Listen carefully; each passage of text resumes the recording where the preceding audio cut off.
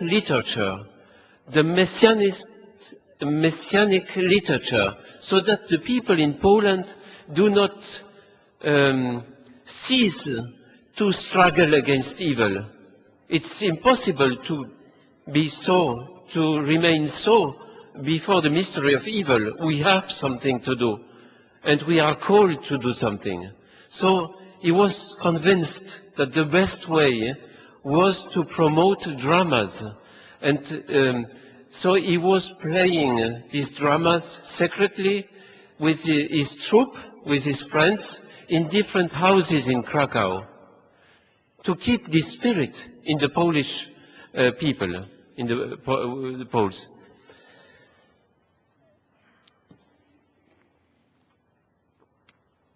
Then, during the Nazi occupation, he also had, as a student, he had to work south of Krakow. Yes, his father dies, so he's alone. He's living there, on the Vistula in Krakow, and beginning from years 40, every day is going to work at with stones, and then at a chemistry Solvay factory. He's going there with his clogs, he says. I'm going there up and down, morning and evening there. And he feels that he needs to pray. So he will stop every day on his path to his home. He will stop at a monastery, a convent he sees along the way.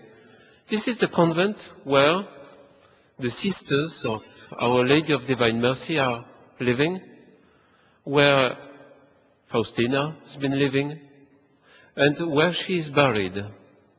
Well, he is praying, so he stops there, stops also in the cemetery, and he gets to know about Faustina's spirituality through the sisters, through the people visiting the place. And what is Faustina's spirituality? It is very deeply rooted in the Bible. Romans chapter 11, struggle against the evil with good deeds. Do not fight evil with evil, but fight evil with goodness. And as our bishop said this morning, with unconditional love. Unconditional love. You can see that very clearly in a movie about Carol, the man who became a pope. It's very, very clear. He was answering bad deeds with goodness. So in a radical way that even some of his friends priests, he's not a priest at the moment, but they will not understand. They will say that he is ingenuous, that he's dreaming.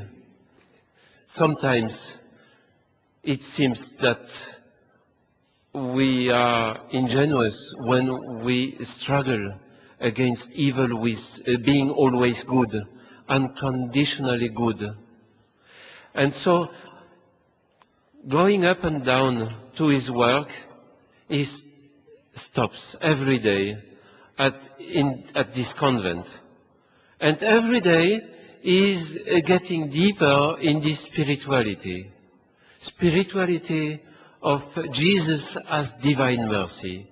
Jesus as the face of goodness. Unconditionally. He writes in his book, Memory and Identity, it was as if Christ was entering the history of Europe to change it from inside. And he understood every day more that taking Jesus' hand, the hand of this man, this face, living unconditionally of love, that he would become like him. He would become merciful like him, and that he would set a limit to the mystery of evil. I will not answer evil by bad thoughts or bad works or bad feelings. I will answer evil by good thoughts, good deeds, good feelings. And he tried to take up these feelings unconditionally. I want to be like Christ. In these very years, he discovered his call, his vocation to become a priest. He renounced to his career for dramas, theater. He thought that it was for him the best way to struggle against evil, but he discovered a better way for himself, to become a priest, to become like him, like Christ, and to become in his body, in his being, a limit to the mystery of evil. So many Jews witnessed about John Paul II, you remembered. But remember, visiting Israel, some of them told him, I am witness, you saved me as a Jew, you saved me. You bought for me a ticket to the United States to save me. I was almost dead at the railway station in Krakow. You were the one who saved me. He became in his body, in his life, in his face, he was radiant of the goodness of God, unconditionally.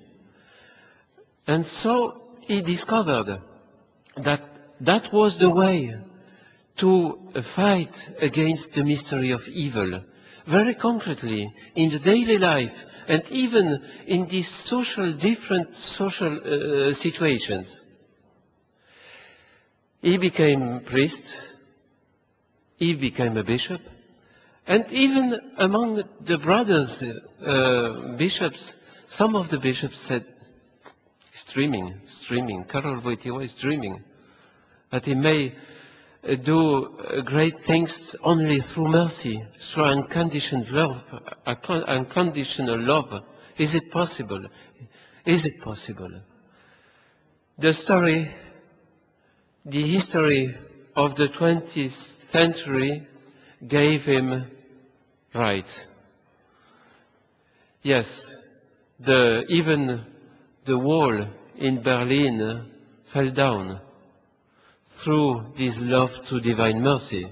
And that is what he himself explains in this book, Memory and Identity, some months before his death. So, what does he decide to do then? He will say it just after the 13th of May in year 1981, after not the murder, how do we say? The attempt. Just after that, healing the first visit he decided to make in Italy. It was not foreseen in the schedule. He went to Collevalenza, the place of the shrine of the merciful love in Italy, Madre Speranza. He got to know her. She encouraged him to make a process for Faustina, because he wanted to know. She was also a nun living of the spirituality of the merciful love. He went there and said very often,